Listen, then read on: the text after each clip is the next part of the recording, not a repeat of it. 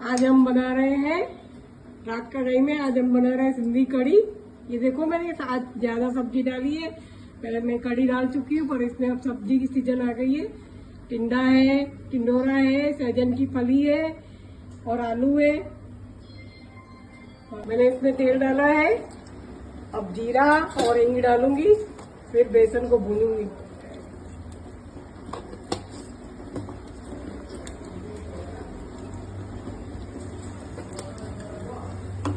डालूंगी और भूनूंगी गुलाबी रंग होने तक। ज्यादा ब्राउन नहीं करना। पानी डालूंगी और सारी सब्जियां।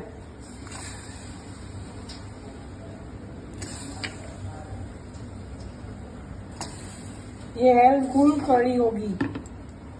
और मिर्च, नमक डालूंगी,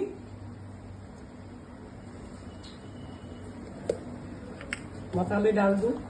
सिर्फ लाल मिर्च पड़ती है, हम लाल मिर्च ही डालते हैं। इसमें कोकम के फूल डालूंगी, धो के रखे हैं मैंने। अब इसको करीबन 20 मिनट तक पकाऊंगी ताकि सारी सब्जियां पक जाए।